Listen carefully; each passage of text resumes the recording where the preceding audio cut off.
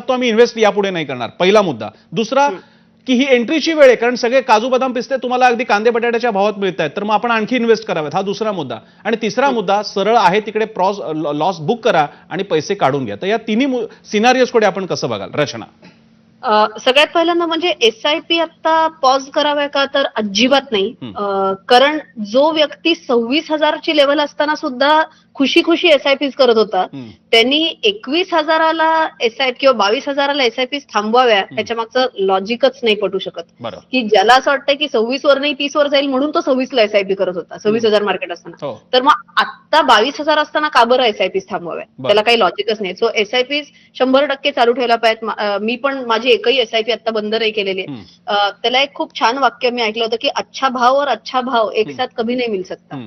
अच्छा भाव म्हणजे गुड प्राइस आणि अच्छा भाव म्हणजे गुड सेंटिमेंट. हे कधीच एकत्र नाही मिळत. आता सेंटिमेंट खराब आहे म्हणून चांगला भाव मिळतोय आपल्याला, तर आपण याचं ऑनर केलं पाहिजे. आणि आपण आता इनफॅक्ट आपल्या ज्या काही गुंतवणुकीच्या पॅटर्न आहे तो आपण कंटिन्यू ठेवला पाहिजे. हा तुमचा SIPचा पहिला मुद्दा. दुसरा तुम्ही मुद्दा म्हटला होता की जे काय आहे ते सगळं विकून टाकून शांतपणे बसावं का, किंवा अजयजी म्हटलं तसं डेट मध्ये जावं का. मी कायम माझ्या चॅनलवरती सगळ्या माझ्या व्ह्युअर्सला हेच सांगत असते की डेट मध्ये कधी टाकावं, जेव्हा तुमचा शॉर्ट टर्म व्ह्यू असतो, तुमचं गोल बेस्ड इन्व्हेस्टिंग जेव्हा तुम्ही करता आणि जेव्हा तुमचं लेटेस्ट 1 to 3 इयर पर्स्पेक्टिव्ह असेल, तेव्हा debt is a very good option. पण जेव्हा तुम्ही 8 ते 10 वर्षांच्या दृष्टिकोनातून बघताय, तेव्हा तुम्ही इक्विटीमध्ये पैसे गुंतवावे.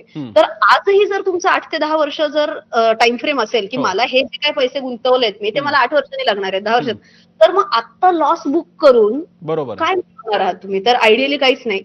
सो लॉस बुक करणं तर ह्या लेवलला मला नाही वाटत is a very good idea.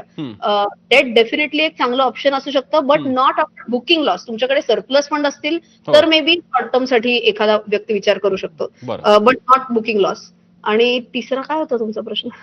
तिसरा माझा तिसरा मुद्दा होता की एक तर म्हणजे पॉज बटन दाबणे, दुसरा होता विड्रॉ करणे, आणि तिसरं आणखी SIP करणं, कारण ही एंट्री पॉईंट असू शकतो. कारण तुम्हाला आता जर का टाटा मोटर्स 52 वीक्स हाय 1000च्या पुढे होता आणि आता 52 वीक्स मधला सगळ्यात लो 500च्या आसपास आलेला आहे, तर मग ही सगळ्यात मोठी चांगली एंट्री तुम्ही आत यावं, हा तिसरा मुद्दा. असं करावं का, म्हणजे SIP वाढवाव्यात का? SIP एखाद्याकडे जर थोडी रिस्क टेकिंग कपॅसिटी असेल तर वाढवायलाही हरकत नाहीये. बट हे एखाद्याने लक्षात घ्यावं की पूर्वी जे रिसेशन्स आलेले आहेत त्याचं जर त्यांनी अनालिसिस केला तर बेअर मार्केट्समध्ये गेलेले आहेत, म्हणजे 20% जास्ती फॉल झालेले आहेत मार्केट्स. सो एखाद्याने जर मनात त्याला माहिती असेल की ठीक आहे इथून पुढे पण कदाचित 1,500-2,000 पॉईंट मार्केट खालती जाऊ शकतं जर आपण रिसेशन मध्ये गेलो तर, मेन US रिसेशन मध्ये गेलं तर इन दॅट केस ती मानसिक तयारी ज्यांची आहे त्यांनी SIP वाढवावी. अदरवाईज जे चालू आहे तेवढं चालू ठेवावं, कारण SIP वाढवणं इज इक्वल टू तुम्ही तुमचं रिस्क एक्सपोजर वाढवताय.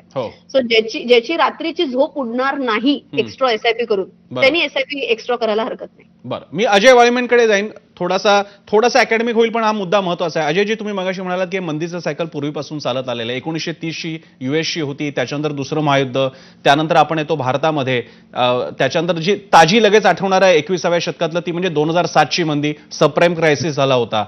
मला 2 प्रश्न तुम्हाला विचारायचे आहेत. या मंदीमध्ये खास करून सबप्राईम नंतरची मोठी परिस्थिती आता आपण बघायला मिळतोय, मधला कोविडचा काळ आपण